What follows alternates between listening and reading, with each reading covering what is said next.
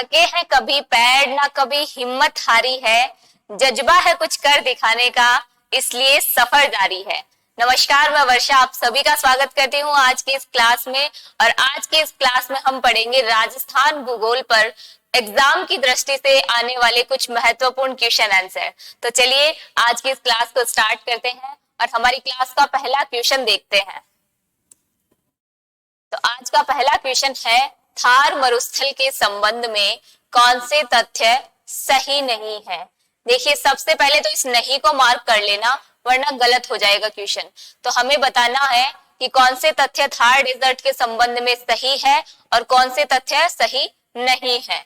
तो हम उनको राइट रॉन्ग मार्क करते चलेंगे। तो सबसे पहला ऑप्शन दे रखा है, यह विश्व का सर्वाधिक आबादी वाला मरुस्थल है।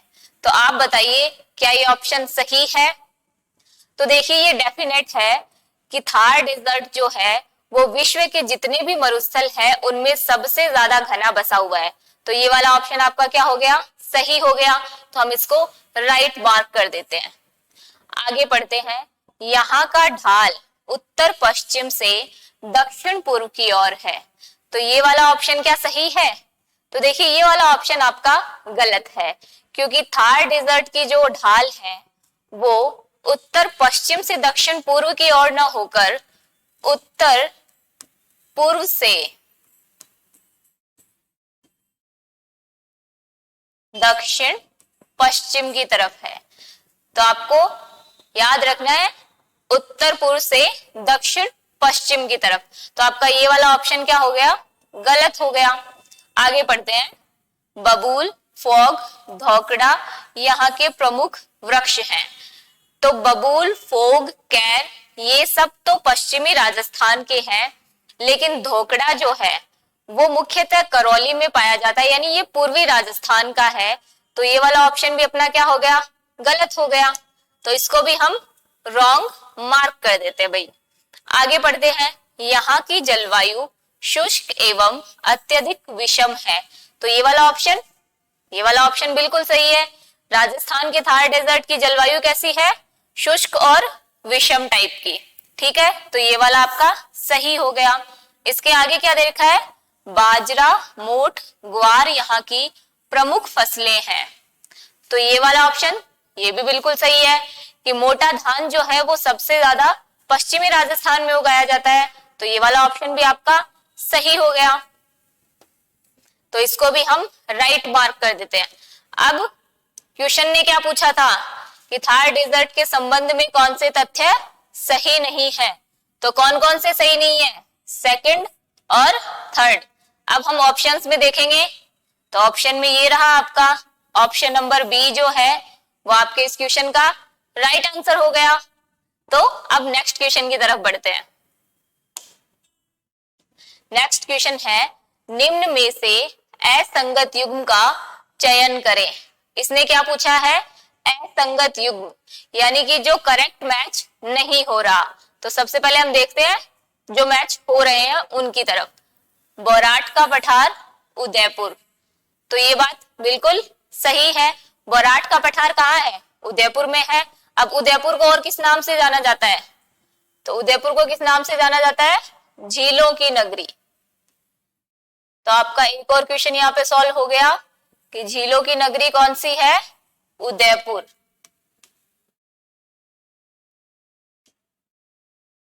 अब अगला देखते हैं, उड़िया का पठार, सिरोही।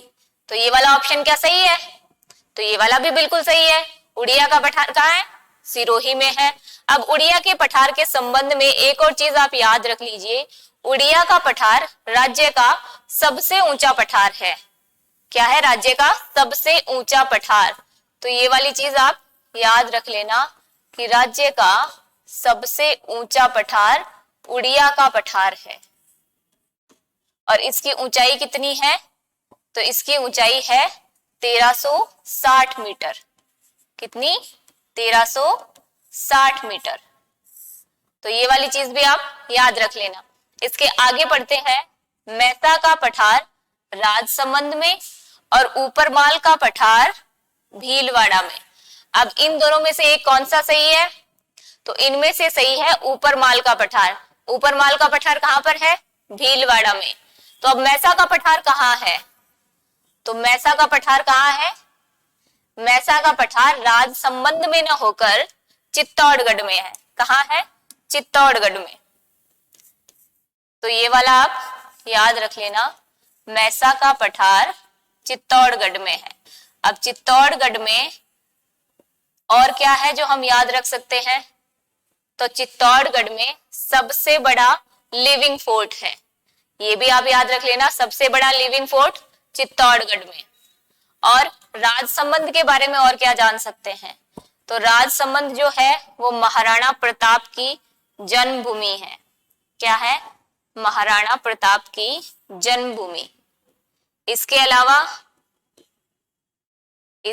अलावा राजसमंद और किस चीज के लिए जाना जाता है?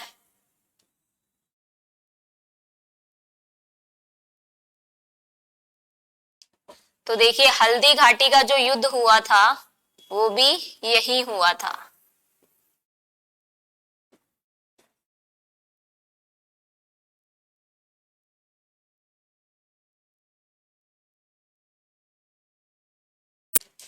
तो ये दोनों चीजें आप याद रख लेना राजसमंद के बारे में। अब हमें हमारा असंगत युग मिल गया है मैसा का पठार।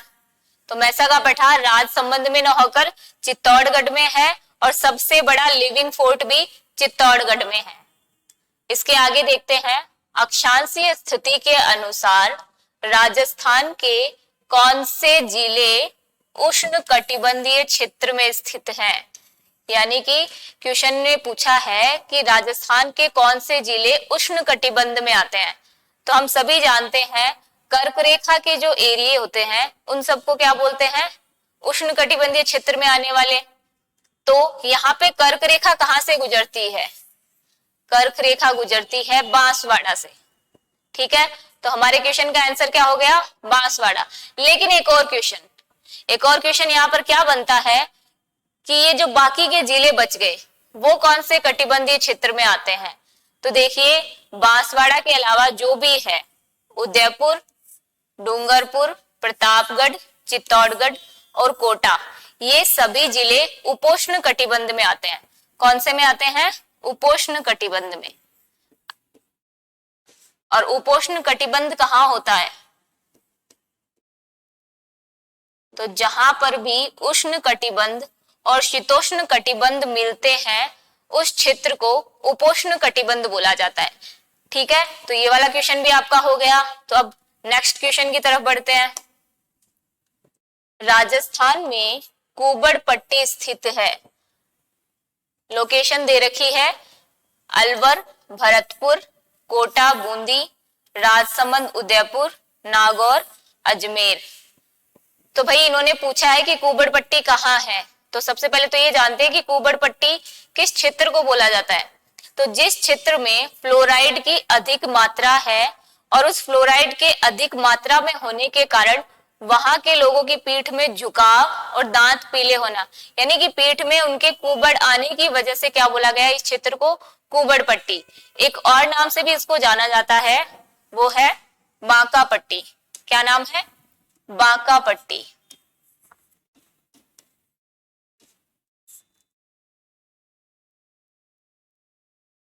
तो ये भी आप याद रख लेना, कुबड़ पट्टी और बांका पट्टी। ठीक है, अब राजस्थान में सबसे ज्यादा फ्लोराइड कहाँ है? तो राजस्थान में सबसे ज्यादा फ्लोराइड है नागौर अजमेर एरिया में। तो नागौर और अजमेर के जिन क्षेत्रों में फ्लोराइड की मात्रा सर्वाधिक है उस क्षेत्र को कुबड़ पट्टी बोला जाता है। अभी देखिए, वर्तमान में नागौर में जीका नाम से जापान की एक एजेंसी वर्क कर रही है। क्या नाम है? जीका। इसकी फुल फॉर्म है जापान इंटरनेशनल कोऑपरेशन एजेंसी। क्या नाम है? Japan international cooperation agency. तो ये यहाँ पे क्या काम कर रही है? तो देखिए, जीका की सहायता से नागौर के 986 गांव, कितने? 986 गांव व 7 कस्बों को इंदिरा गांधी नहर से पेयजल मिलेगा। ठीक है, तो ये याद रख लेना, ये एजेंसी इंदिरा गांधी नहर के पानी से नागौर के 986 गांव व 7 कस्बों को फ्लोराइड मुक्त पानी या पेयजल की सुविधा देने वाली है। अब इस प्रोजेक्ट का नाम क्या है जो जीका द्वारा संचालित हो रहा है? तो इस प्रोजेक्ट का नाम है फ्लोरोसिस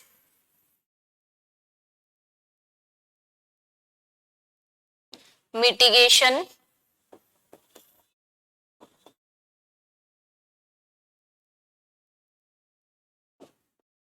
प्रोजेक्ट।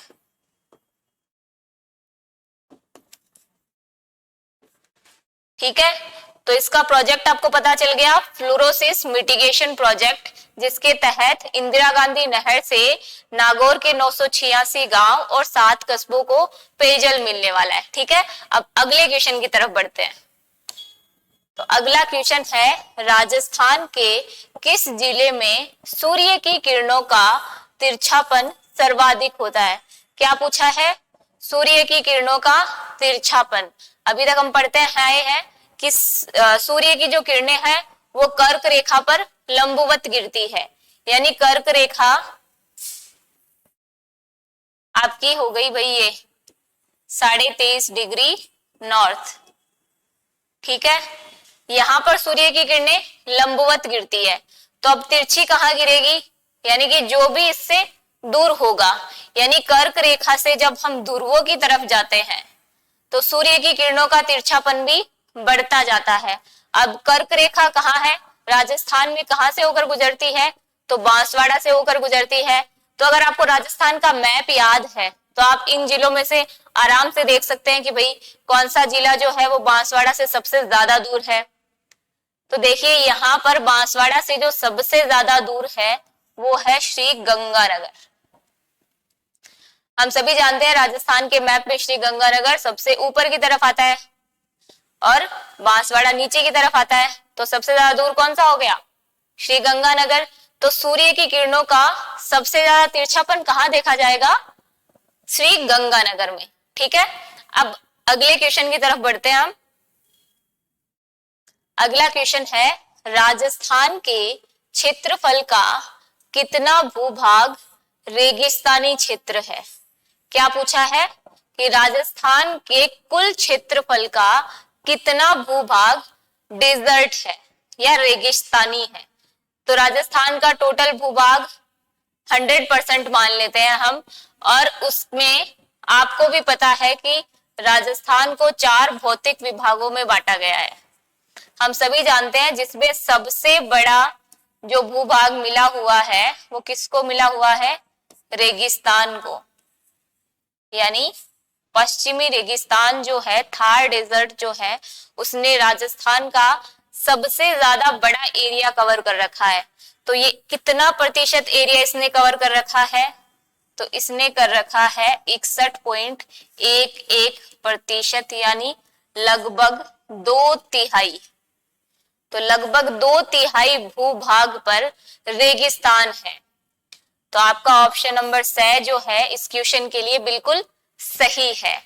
देखिए क्वेश्चंस की सीरीज ऐसे ही लगातार चलती रहेगी। आप चैनल को जल्दी से सब्सक्राइब कर ले और लाइक का बटन जरूर दबा दें। अगले क्वेश्चन की तरफ बढ़ते हैं। राजस्थान के उत्तर पश्चिमी मरुस्थलीय भूभाग के संबंध में कौन सा तथ्य सही नहीं है? तो अब हम फिर से नहीं को याद रखेंगे, तो हमें सही और गलत दोनों अलग अलग करने हैं। तो चलिए पहले ऑप्शन की तरफ चलते हैं। यह राजस्थान के लगभग 60% भाग में फैला हुआ है। तो क्या ये सच है? क्या ये तथ्य सही है? तो देखिए ये तथ्य बिल्कुल सही है। अब कुछ लोगों के मन में आएगा कि यहाँ तो 60% दे रखा है, मैडम अभी तो पिछले क्वेश्चन में आप बता रहे थे कि 61.11% है। तो डेजर्ट एरिया 61.11% ही है, वो बिल्कुल सही है। लेकिन आप इसको पढ़ो, इसने क्या लिखा है? लगभग 60%। तो यानी लगभग 61% भी हो सकता है, 60% के लगभग वाले एरिया में आ गया। तो ये वाला ऑप्शन तो आपका क्या हो गया? बिल्कुल सही हो गया। आगे वाला, यहाँ की जलवायु शुष्क एवं अत्यधिक विषम है। तो ये वाला ऑप्शन भी हमने पढ़ा है, तो ये वाला भी क्या है, बिल्कुल सही है। अब आगे बढ़ते हैं। अरब सागर की मानसूनी हवाएं यहाँ न पहुंच पाने के कारण वर्षा की मात्रा नगण्य रहती है। तो क्या ये बात सच है क्या? अरब सागर की मानसूनी हवाएं राजस्थान में प्रवेश नहीं करती है क्या? तो देखिए, अरब सागर की मानसूनी हवाएं यहाँ पर प्रवेश तो करती है राजस्थान में, लेकिन उनके रास्ते में कोई अवरोध ही नहीं होता। अब आपको भी पता है, सड़क पे आपको पता है सामने से कोई गाड़ी आई नहीं रही, आपको लेट हो रहा है, मेरे को तो जाना है भाई, तो आप क्या करोगे? बेधड़क दौड़ाओगे गाड़ी। तो यहाँ पर ये मानसूनी हवाएं भी वही करती है, बिल्कुल बिना किसी रुकावट के सीधे चलती जाती है। अब ये रुकेंगी नहीं तो बारिश कहाँ से होगी? तो ये वाला ऑप्शन आपका क्या है, गलत है, क्योंकि अरब सागर की मानसूनी हवाएं यहाँ पहुंचती तो है, लेकिन बीच में कोई बैरियर नहीं होता, रुकावट अवरोध नहीं होता, तो ये सीधे निकल जाती है। और अरावली के समानांतर होने की वजह से भी ये सीधे निकल जाती है, तो यहाँ पे उसकी वजह से बारिश नहीं होती, लेकिन हवाएं तो यहाँ पहुंचती है। अगला ऑप्शन देखते हैं। इस क्षेत्र का सामान्य ढाल उत्तर पूर्व से दक्षिण पूर्व की ओर है। तो ये वाला आपका ऑप्शन क्या है, बिल्कुल सही है। यहाँ के ढाल के बारे में ये तथ्य बिल्कुल सही है। तो आपका गलत क्या हुआ है, ऑप्शन नंबर 3। तो यहाँ पर आपके ऑप्शंस में दे रखा है केवल 3 गलत, यानी कि ऑप्शन नंबर बी जो है आपके इस क्वेश्चन का राइट आंसर हो गया। अब अगला क्वेश्चन देखते हैं। अरावली पर्वतीय प्रदेश के संबंध में निम्न कथनों पर विचार करें। तो भाई अरावली के संबंध में देख तो लेंगे, लेकिन ये तो देख लेते हैं कि पहले अरावली क्या है। तो इसने क्या लिखा है कि अरावली जो है वो प्राचीनतम वलित पर्वतमाला है। तो ये वाली बात इसकी बिल्कुल सही है। अब देखिए, आपको भी पता है कि राजस्थान को मतलब जो दूसरा इसका भौतिक भाग है वो कौन सा है, अरावली है। अब राजस्थान के कितने प्रतिशत भाग पर अरावली स्थित है? तो राजस्थान के 9%, कितने, 9% भाग पर अरावली स्थित है। और ये पूरा कैम्ब्रियन युग की है, यानी कि आज से 70 करोड़ वर्ष पूर्व ये अरावली जो थी वहां पे स्थापित थी। और इसकी ऊंचाई के बारे में इसने क्या लिखा है कि इसकी ऊंचाई धीरे धीरे कम हो रही है। तो ये वाली बात भी बिल्कुल सही है। ऐसा माना जाता है कि अरावली की जो ऊंचाई थी वो 2700 मीटर थी। कितनी? 2700 मीटर। लेकिन वर्तमान में ये जो ऊंचाई है वो घटकर कितनी रह गई है, 930 मीटर। इसका मतलब ये तथ्य भी बिल्कुल सही है। तो अरावली के संबंध में ये दोनों ही तथ्य क्या है, वो सही है, यानी कि अरावली प्राचीनतम वलित पर्वतमाला भी है और उसकी ऊंचाई भी निरंतर कम होते जा रही है। तो दोनों तथ्य आपके सही हो गए। तो ऑप्शन में ढूंढते हैं भाई कहाँ है, तो ये रहा ऑप्शन नंबर स जो है 1 व 2 सही। ये आपका इस क्वेश्चन के लिए राइट आंसर हो गया। अगला देखते हैं, सुमेलित करें। तो आपको एक तरफ चोटियां दी गई है, दूसरी तरफ उनकी ऊंचाई दी गई है और आपको बताना है कि किस चोटी की कितनी ऊंचाई है। तो चलिए देखते हैं। सबसे पहले दे रखा है गुरु शिखर, और गुरु शिखर की ऊंचाई कितनी है वो जानने से पहले मैं आपको एक चीज बताऊं कि गुरु शिखर जो है वो अरावली की सबसे ऊंची चोटी है या राज्य की सबसे ऊंची चोटी है। तो ये कहाँ है? अब आपको ऑप्शन में सीधे सीधे दिख रहा है, अरे मैडम सबसे ऊंची बता दी राज्य की अरावली की, मतलब अब जो सबसे ज्यादा ऊंचाई है वही राइट है। तो सबसे ज्यादा 1722। अब गुरु शिखर है कहां पर? तो ये कहां पर है? सिरोही में। इसकी लोकेशन क्या है? सिरोही। ठीक है, याद रख लेना आप। रघुनाथगढ़, अब रघुनाथगढ़ की ऊंचाई कितनी है? तो रघुनाथगढ़ की ऊंचाई है 1055 मीटर। अब रघुनाथगढ़ कहाँ स्थित है? तो देखिए रघुनाथगढ़ स्थित है सीकर में। और ये उत्तरी अरावली जो है उसकी सबसे ऊंची चोटी है। उत्तरी अरावली की सबसे ऊंची चोटी रघुनाथगढ़ है जो सीकर में स्थित है। ठीक है, अब अगला है अचलगढ़। तो अचलगढ़ की ऊंचाई कितनी है? 1380 मीटर। अब अचलगढ़ कहाँ है? तो अचलगढ़ भी दोस्तों सिरोही में है। कहाँ है? सिरोही में। अब अगला क्या बचा है? नाग पहाड़ी। तो जो भी ऑप्शन बचा उस पे टिक कर दो। तो नाग पहाड़ी की ऊंचाई कितनी हो गई? 795 मीटर।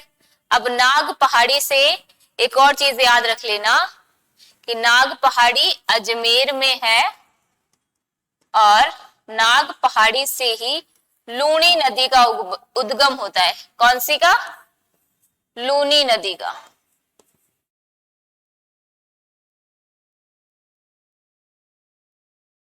लूनी नदी को और किस नाम से जाना जाता है? तो लूनी नदी को क्या बोला जाता है? लूनी नदी को बोला जाता है पश्चिमी राजस्थान की गंगा।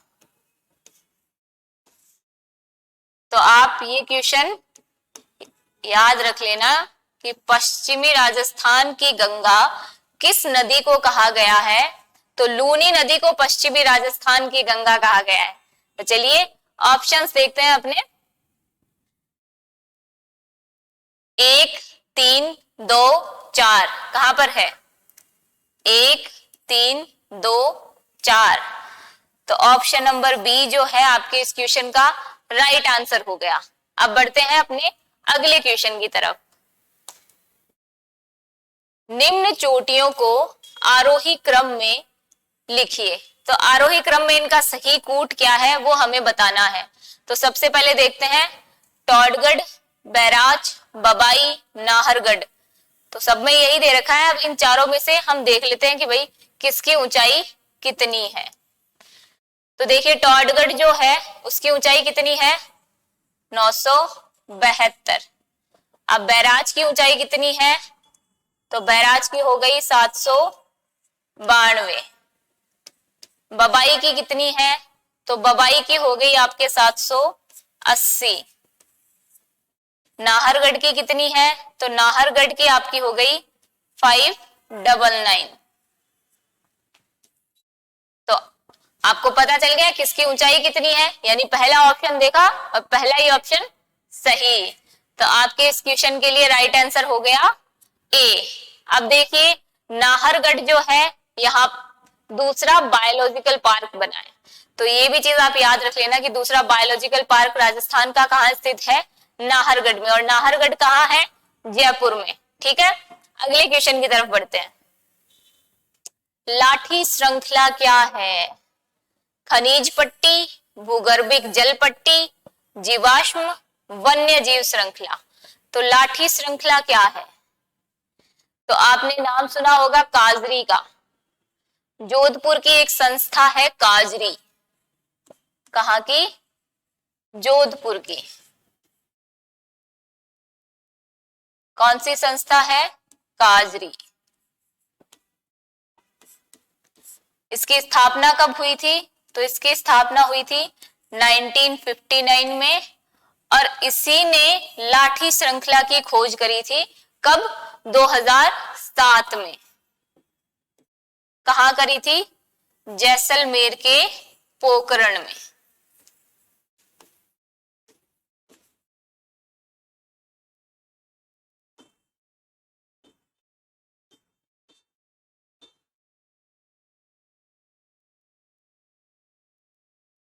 तो जोधपुर की जो काजरी संस्था है उसने 2007 में जैसलमेर के पोखरण में लाठी सीरीज की खोज करी थी। अब लाठी सीरीज जैसलमेर के पोखरण से होकर कहां तक जाती है? तो लाठी सीरीज जैसलमेर के पोखरण से स्टार्ट होकर जैसलमेर के मोहनगढ़ तक जाती है। कहां तक? मोहनगढ़ तक। पाकिस्तान की सीमा के सहारे जैसलमेर के पोखरण से मोहनगढ़ तक लाठी सीरीज का विस्तार है। अब इसकी लंबाई और चौड़ाई के बारे में भी जान लेते हैं। तो लाठी सीरीज की लंबाई कितनी है? तो इसकी लंबाई है 80 मीटर। कितनी? 80 मीटर। और चौड़ाई कितनी है इसकी? तो इसकी चौड़ाई है 60 मीटर।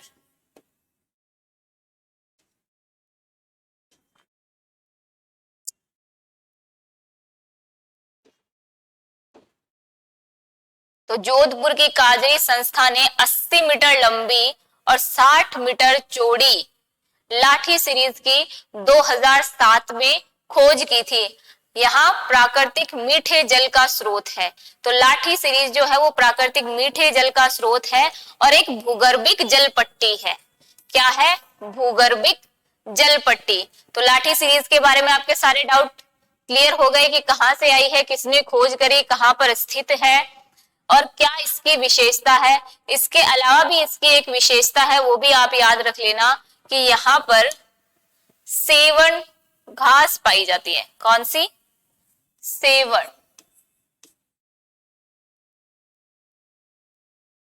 तो सेवण घास के मैदान किस लिए फेमस है? तो सेवण घास के जो मैदान है वो गोंडवान जो पक्षी है उसका प्रजनन क्षेत्र है। तो ये वाली चीज भी आप याद रख लेना। अब अगले क्वेश्चन की तरफ बढ़ते हैं। निम्न में से कौन सा एक कारण राजस्थान में मरुस्थलीकरण का नहीं है? क्या पूछा है? मरुस्थलीकरण का कारण नहीं है। तो सबसे पहले तो ये देखते हैं कि भाई मरुस्थलीकरण क्या होता है। तो देखिए, मरुस्थल का लगातार विस्तार होना ही मरुस्थलीकरण है। अब विस्तार होने के कारण क्या है? विस्तार होने के तो बहुत से कारण हैं। तो पहले तो इसमें दिए गए कारण पढ़ते हैं। अतिचारण। तो क्या अत्यधिक पशुचारण से मरुस्थलीकरण का विस्तार होता है? तो जी ये तो बिल्कुल सही बोला है इसने कि अत्यधिक पशुचारण मरुस्थलीकरण को बढ़ावा देता है। तो पहला ऑप्शन अपना सही हो गया। दूसरा है वनोन्मूलन, यानी कि वनों की लगातार कटाई हो रही है, वनों का उन्मूलन हो रहा है, तो मरुस्थलीकरण का विस्तार होगा। ये वाली बात भी हम जानते हैं, तो ये भी बिल्कुल सही है। यहां दे रखा है शहरीकरण। तो शहरीकरण से क्या मरुस्थल का विस्तार होता है? अरे किसी के घर बसने से कभी मरुस्थल का विस्तार हुआ है क्या? नहीं ना। तो ये वाला ही ऑप्शन क्या हो गया अपना कि ये वाला मरुस्थलीकरण का कारण नहीं है। लेकिन अगला ऑप्शन भी देख लेते हैं, अनुचित मृदा व जल प्रबंधन। तो इसके कारण तो भाई होता है, अनुचित मृदा है और वर्षा की कमी है। तो अनुचित मृदा के कारण यानी कि पेड़ नहीं है, बीच में कुछ रुकावट ही नहीं आ रहे हैं, तो हवा जब भी चलती है तो मिट्टी का कटाव होता है। तो उसकी वजह से क्या होता है? मरुस्थलीकरण का विस्तार होता है। लेकिन अभी आपके माइंड में एक और क्वेश्चन आ रहा होगा, और वो क्वेश्चन ये आ रहा होगा कि मैडम राजस्थान का जो मरुस्थल है उसके बाद तो अरावली की सीरीज आ जाती है, तो यहाँ पर कैसे मरुस्थल का विस्तार हो रहा है? तो देखिए, आपको जान के थोड़ा सा अचंभा होगा कि राजस्थान का जो थार डेजर्ट है वो प्रति वर्ष 1 किलोमीटर की दर से पश्चिम से पूर्व की ओर खिसक रहा है। अब कहां से खिसक रहा है भाई? अरावली सीरीज आ गई यहाँ पे, तो कहां से खिसकेगा? अरे तो अरावली सीरीज में भी अजमेर का जो इलाका है वहां पर अरावली कटे फटे रूप में विस्तृत है, तो अजमेर से ही अरावली जो है वो पूर्व की ओर विस्तार कर रहा है अपना। ठीक है, तो आपको क्लियर हो गया, ये सभी कारण आपको पता चल गए। लेकिन शहरीकरण इसका कारण नहीं है, शहरीकरण की वजह से मरुस्थलीकरण नहीं बढ़ता। अब बढ़ते हैं अगले क्वेश्चन की तरफ। अगला क्वेश्चन है, थार मरुस्थल में द्वष्टदती नदी घाटी में किस प्रकार के बालुका स्तूप चिन्हित होते हैं? तो देखो भाई कौन से होते हैं। ऑप्शन दे रखे हैं, बरखान बालुका स्तूप, पवनानुवर्ती बालुका स्तूप, पैराबोलिक बालुका स्तूप, इनमें से कोई नहीं। तो अब इसने बोला है कि भाई चिन्हित होते हैं, तो होते ही होंगे। अरे अब इसने बोल दिया चिन्हित होते हैं, तो हम देखते हैं कौन से होते हैं। तो देखिए, द्वष्टदती नदी पहले कहाँ बहती है वो देख लेते हैं। तो द्वष्टदती या सरस्वती जो है वो हनुमानगढ़ गंगानगर इलाके में, कहां पर?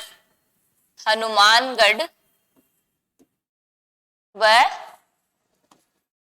गंगानगर, यहां पर बहती है वही है। ठीक है, तो ये द्वष्टती नदी का तो हमने क्लियर कर लिया। अब बालू का स्तूप बच गए। तो यहाँ पर बरखान टाइप के बालू का स्तूप मिलते हैं। कौन से? Barchan. Option number A. Barchan कैसे दिखते हैं और बरखान का एक और नाम क्या है? तो बरखान को अर्धचंद्राकार बालू का स्तूप भी कहते हैं। क्या कहते हैं? अर्धचंद्राकार बालू का स्तूप। ये सबसे ज्यादा विनाशकारी होते हैं और मरुस्थलीकरण को बढ़ावा देने में भी इनका योगदान होता है। अब देखिए ये किस तरीके से अपनी भूमिका निभाते हैं और किस तरीके की इनकी आकृति होती है वो देख लेते हैं। तो बरखान जो है अर्धचंद्राकार रूप में होते हैं, यानी कि इस तरीके से होते हैं। पवनों की जो दिशा है वो इस तरीके से,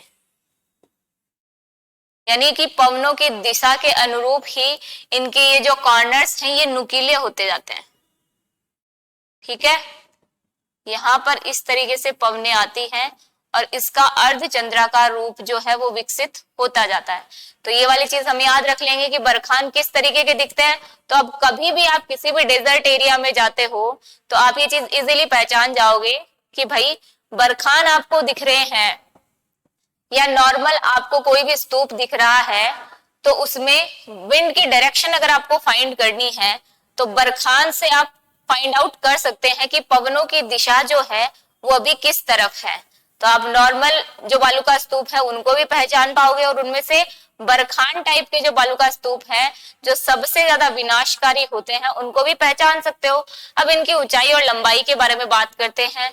तो बरखान देखो 20 से 30 मीटर ऊंचे, कितने? 20 से 30 मीटर ऊंचे। और लंबे कितने हो सकते हैं ये? तो ये लगभग 50 से 100 मीटर तक लंबे हो सकते हैं। तो इनकी लंबाई क्या हो गई? 50 से 100 मीटर और ऊंचाई क्या हो गई? 20 से 30 मीटर। तो बरखान के बारे में आपको सारी चीजें समझ आ गई। अब देखिए पैराबोलिक, यानी कि नाम से इसका थोड़ा सा पता चल रहा है आपको, पैराबोलिक पेड़ों के आसपास। ठीक है, तो पैराबोलिक भी आप जान जाओ कि रेगिस्तान या डेजर्ट एरिया में जो भी कंटीली झाड़ियां पेड़ हैं उनके आसपास जो स्तूप बनते हैं जहां पे मिट्टी एकत्रित होती है उनको पैराबोलिक स्तूप बोलते हैं।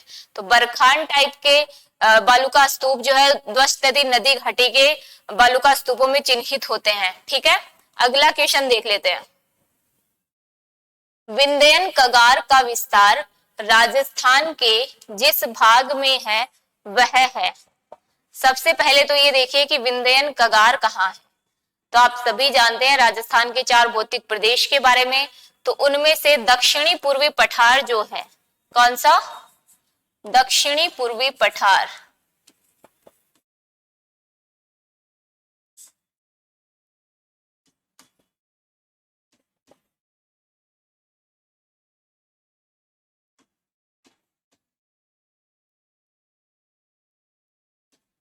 दक्षिणी पूर्वी पठार का ही विभाजन किया गया है और उसको 2 भागों में विभाजित किया गया है, जिनमें से एक विंध्यन कगार है।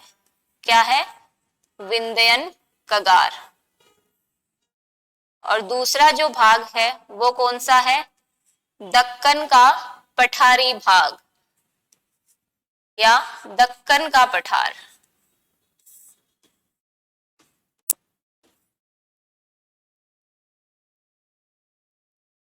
तो अब इनमें से पूर्व में कौन सा स्थित है? विंध्यन कगार। और विंध्यन कगार कौन कौन से जिलों में है? तो वो देख लीजिए आप, करौली,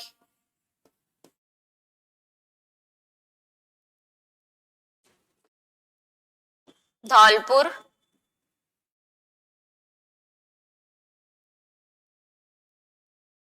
सवाई माधोपुर,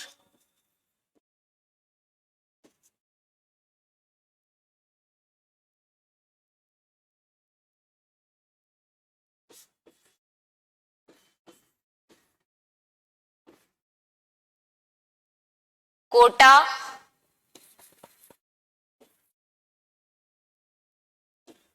बूंदी।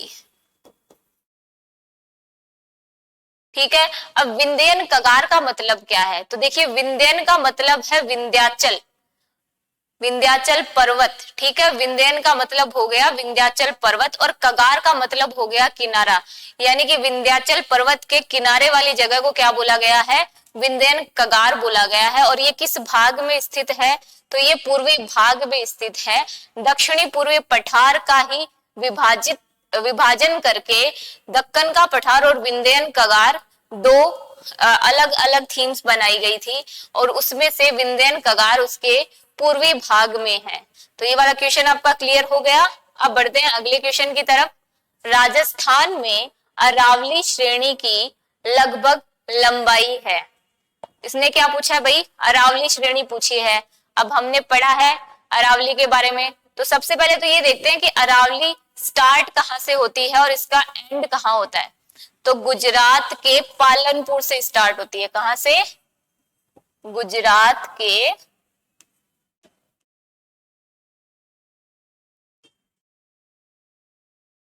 पालनपुर से।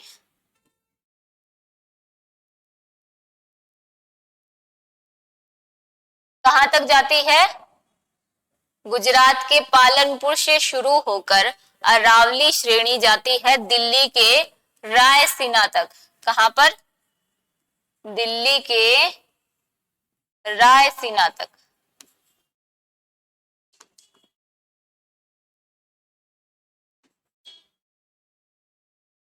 रायसीना पर ही राष्ट्रपति भवन बना हुआ है, याद रख लेना।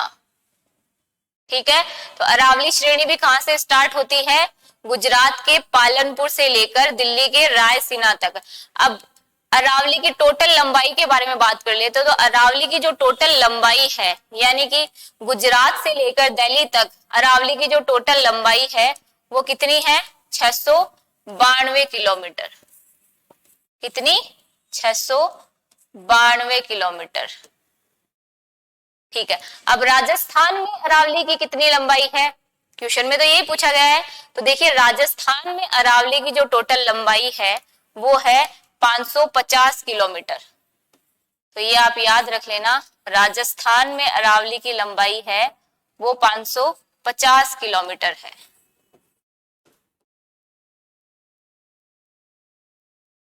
अब देखिए राजस्थान का योजना प्रदेश किसे बोला गया है? जीवन रेखा योजना प्रदेश। तो अरावली को राजस्थान का योजना प्रदेश बोला गया है। अब क्यों बोला गया भाई? तो देखिए राजस्थान के अरावली क्षेत्र में सबसे ज्यादा वनस्पति और खनिज पाए जाते हैं, तो इसकी वजह से इसको क्या बोला जाता है? योजना प्रदेश बोला जाता है। ठीक है, तो अभी आपके सारे क्वेश्चंस जो है हमने सॉल्व कर लिए हैं। अब मिलते हैं आपको अगले कुछ नए क्वेश्चंस के साथ। तब तक के लिए धन्यवाद।